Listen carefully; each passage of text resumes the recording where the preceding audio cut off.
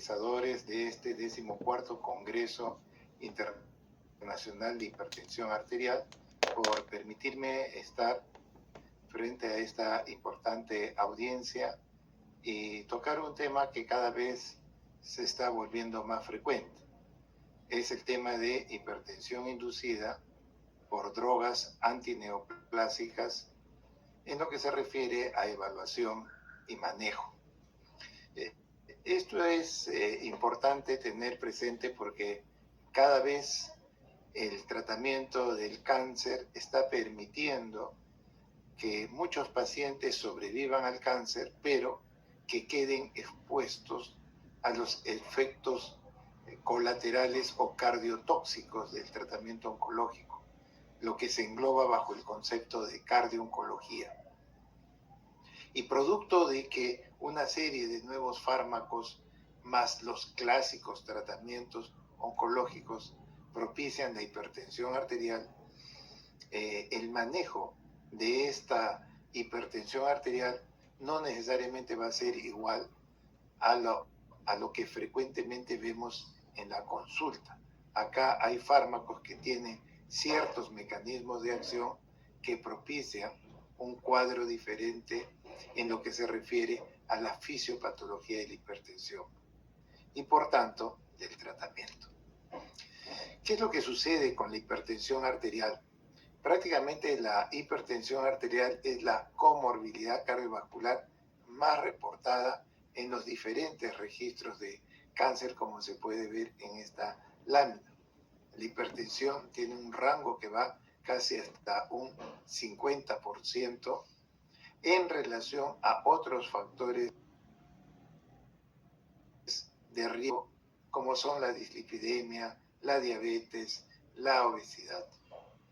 Y en lo que se refiere a hipertensión arterial, el promedio de su prevalencia está bordeando el 38%, cuales podemos observar hipertensión en estadio 2, un 30%, hipertensión en estadio 3, 16%, y en este caso, los problemas de verdaderas crisis hipertensivas, pues se presentan en un 4%, sobre todo en pacientes con cáncer de riñón, de cabeza y cuello o de los cánceres gástricos. ¿Por qué es importante tener en cuenta el problema de la hipertensión y el cáncer? Y es que ambas entidades tienen factores de riesgo en común.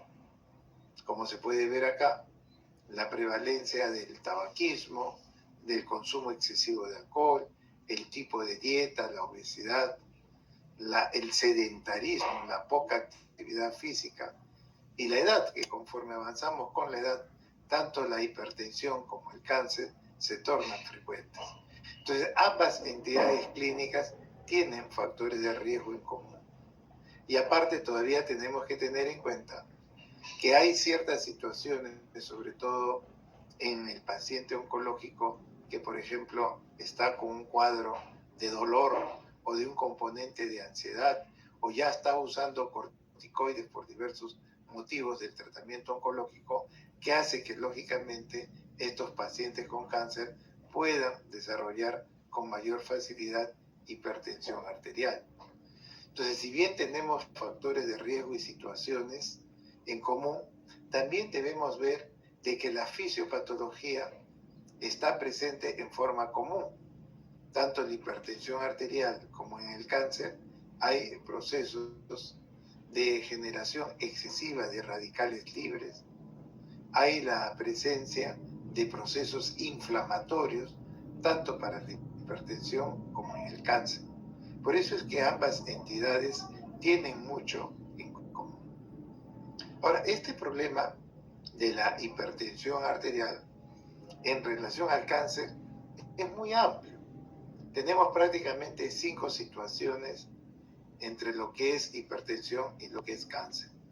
El primero de ellos es un paciente que ya tiene hipertensión arterial, es un paciente hipertenso crónico y que desarrolla de un momento a otro cáncer.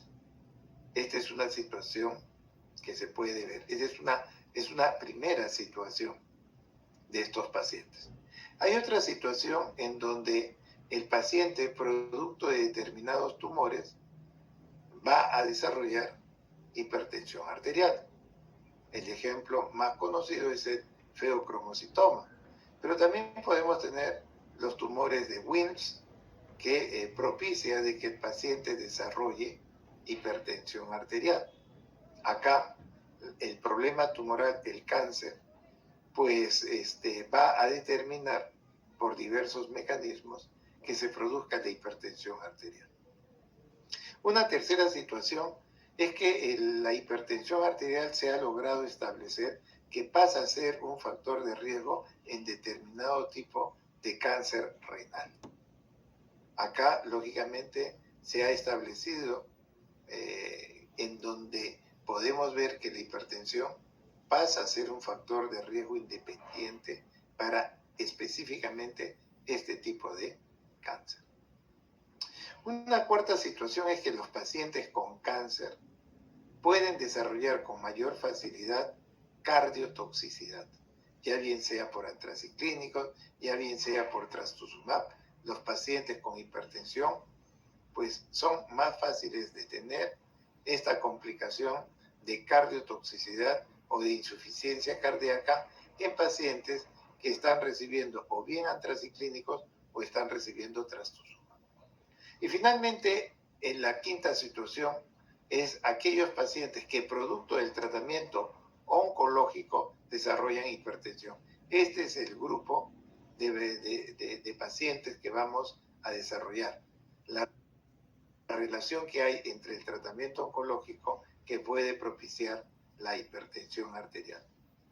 Y vean ustedes que en este reporte de Chung pueden observar los diferentes tipos de fármacos, sobre todo las nuevas drogas que tenemos, los inhibidores de tirosina quinasa, a los clásicos como cisplatino o ciclofosfamida, que la presencia de hipertensión es muy común en estas situaciones.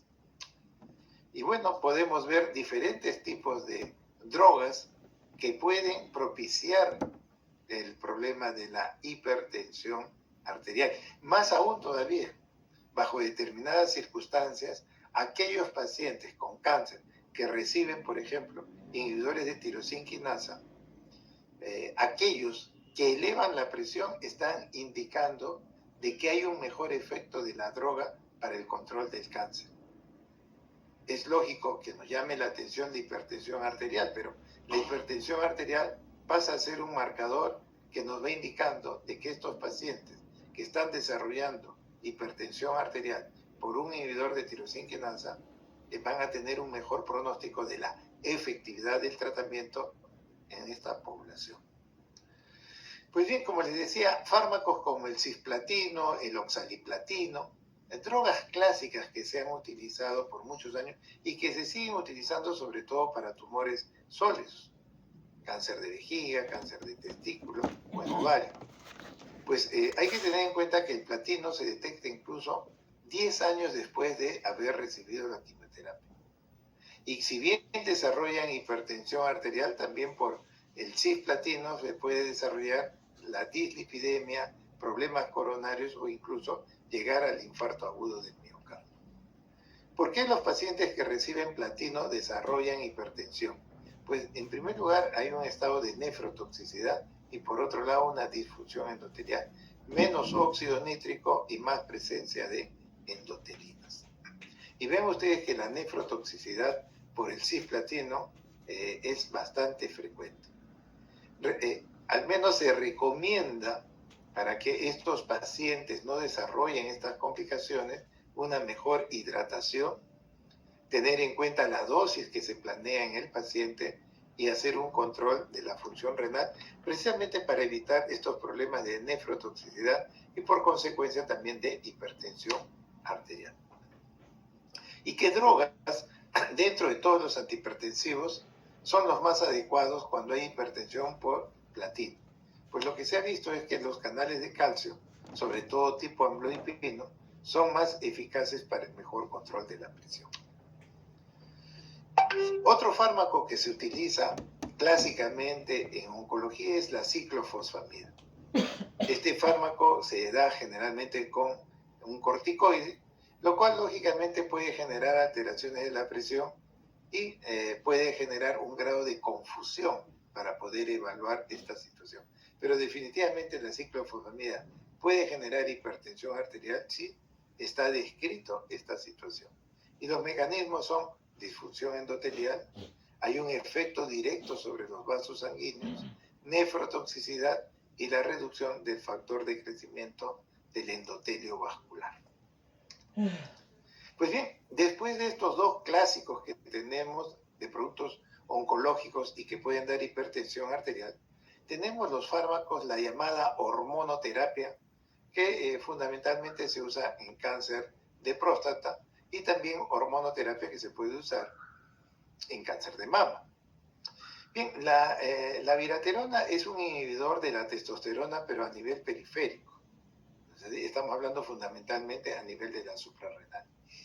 ¿Y qué es lo que va a suceder con esta abiraterona? Pues lo que van a inhibir es al CYP17. Y como consecuencia de esto van a ver ustedes los cambios que vamos a tener. Este es el esquema de cómo el colesterol genera, por un lado, la aldosterona, por otro lado, el cortisol, después tenemos testosterona y los estrógenos. Pues bien, cuando se utiliza la viraterona, ¿dónde estamos bloqueando? Estamos bloqueando, cuando se usa la viraterona, a este nivel. ¿Y qué va a determinar? Pues lógicamente que los niveles de testosterona van a disminuir marcadamente, pero también va a disminuir, ojo, el cortisol. Y más bien hacia el brazo izquierdo, es decir, la aldosterona, va a tender a incrementarse, o sea, se va a generar como consecuencia de la abiraterona un incremento de aldosterona, un hiperaldosteronismo. Pero por otro lado, si el cortisol disminuye, como se puede observar acá, hay un feedback. Cada vez que disminuye el cortisol, lo que tenemos que hacer es que elevamos a nivel del sistema nervioso central la ACTH, y esta ACTH va a generar lógicamente todo un proceso de feedback que lo que va a hacer más bien es incrementar cada vez más la aldosterona. Entonces vean ustedes que cuando se usa la viraterona, si bien vamos a reducir la testosterona, que es lo que se busca, pero vamos a incrementar, por un lado, la aldosterona, vamos a incrementar el ACTH. Finalmente, esto va a generar un problema de hipertensión arterial, una hipopotasemia y la retención de líquidos. Cuando uno ve este esquema, fácilmente uno diría, pues bueno, bloqueemos de alguna forma a la aldosterona, y lo primero que pensamos es en espironolactona. Pues bien, la espironolactona en el caso de cáncer de próstata, pues va a elevar el PSA. Por lo tanto, se recomienda mejor utilizar la eplerenona. Vean ustedes cómo la viraterona en diversos reportes muestra que va a elevar la presión arterial en forma significativa. Y esto hay que, lógicamente, tener en cuenta sobre la población, ya bien sea hipertensa, que lo puede descompensar, o hipertensos novos que pueden aparecer. Como se muestra acá, la viraterona está bloqueando la síntesis de testosterona, sobre todo la testosterona que está en relación con la suprarrenal. Pero otra forma de actuar, por ejemplo, en cáncer de próstata, es bloquear el receptor hacia la testosterona. Entonces, nosotros podemos bloquear el receptor para la testosterona, y se hace con fármacos como la clásica ciproterona, o drogas modernas como la bicalutamida, la enzalutamida o la palutamida. Estos nuevos fármacos también se ha visto de que generan un problema de hipertensión arterial. Los mecanismos se hablan generalmente de una reducción de óxido nítrico y un incremento de endotelina, pero el verdadero mecanismo por el cual estos fármacos que generan hipertensión arterial y que son los modernos, enzalutamida, apalutamida, pues vean ustedes que propician la hipertensión arterial. Entonces, estos pacientes que reciben hormonoterapia, hay que ir conociendo de que estos pacientes van a desarrollar hipertensión arterial y que debemos conocer su manejo. Llegamos a este gran reporte de Judá Folmak, quien ya en el año 71 decía pues que los tumores van a depender mucho de la irrigación, de la angiogénesis, y que si no había esta angiogénesis, los tumores no crecerían más de 2 a 3 milímetros. Si bien esto se plantea en el año 71, recién en 1990 se enfoca la angiogénesis como un objetivo del tratamiento oncológico. Pero hay que tener en cuenta que son dos procesos diferentes. La neovascularización o vasculogénesis, que es la que se origina los nuevos vasos sanguíneos, es muy diferente a la angiogénesis, en donde se van a generar nuevos vasos, pero sobre ya vasos sanguíneos ya preexistentes. Entonces, la nueva generación, la formación embriológica de los vasos, va a generar la presencia de vasos con ciertas características, pero va a depender de este factor de crecimiento de endotelio vascular, que son 4. Este factor A, el B, el C y el D, que no solamente tiene que ver con los procesos de formación de vasos, sino también de los linfáticos.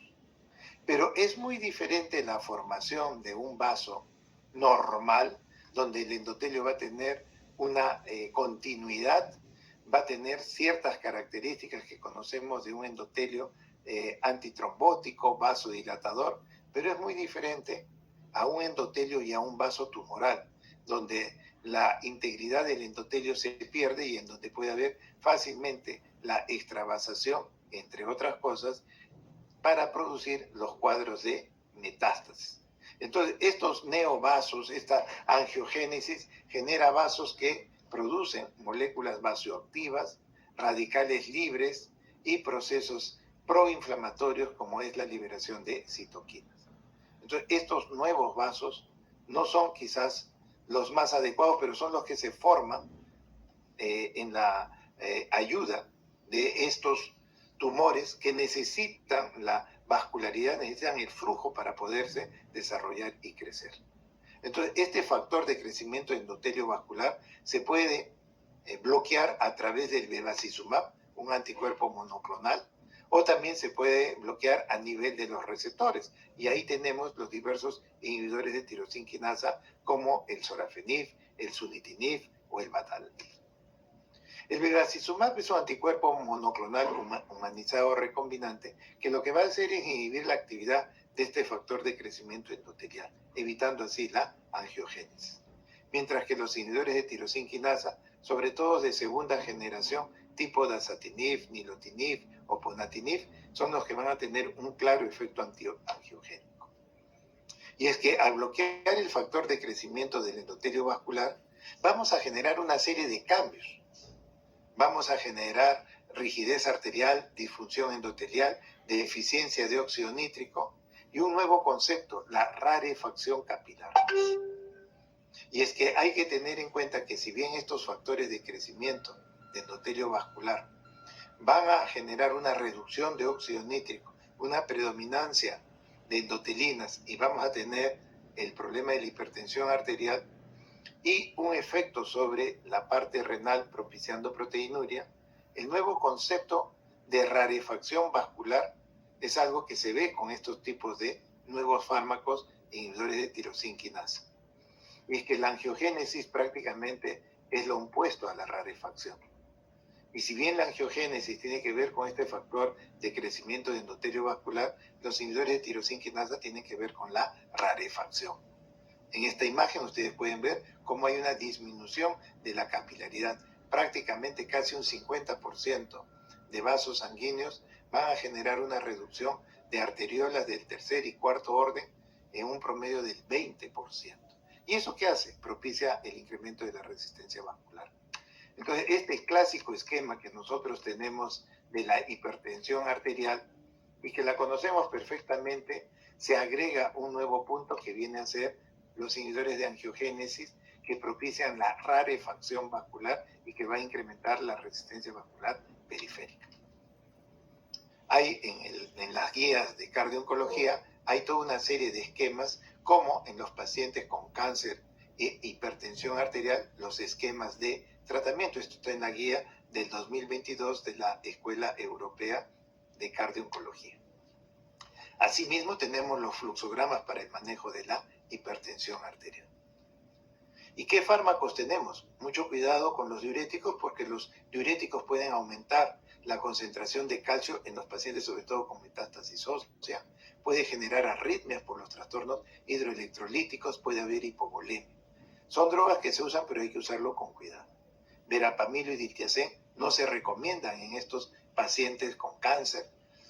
Y lo que hay que tener en cuenta es que el manejo de la presión arterial en estos pacientes que pueden desarrollar hipertensión, cuando se eleva por encima de 180 con 110, se recomienda suspender la terapia momentáneamente para después hacer correcciones en el tratamiento y poder seguir con el mismo. Entonces, prácticamente el manejo de los fármacos en pacientes con cáncer y oncología, pues tenemos inhibidores de la ECA, tenemos los BRAT, beta bloqueadores, sobre todo los dadores de óxido nítrico, así como amlodipina. Otros fármacos como los diuréticos o nifedipina hay que tener cuidado en su uso, mientras que verapamilo y diltiazem está contraindicado. Finalmente, para terminar, mencionar que la hipertensión es la comorbilidad cardiovascular más reportada en los registros del cáncer y que el incremento de la hipertensión en cáncer depende del fármaco, de la dosis y del esquema. Hay que tener en cuenta al paciente y las enfermedades cardiovasculares coexistentes. Y finalmente, que el tratamiento antihipertensivo debe permitir al paciente oncológico seguir su tratamiento que se le ha instalado, lógicamente con el control adecuado en las unidades de cardio-oncología. Muchas gracias.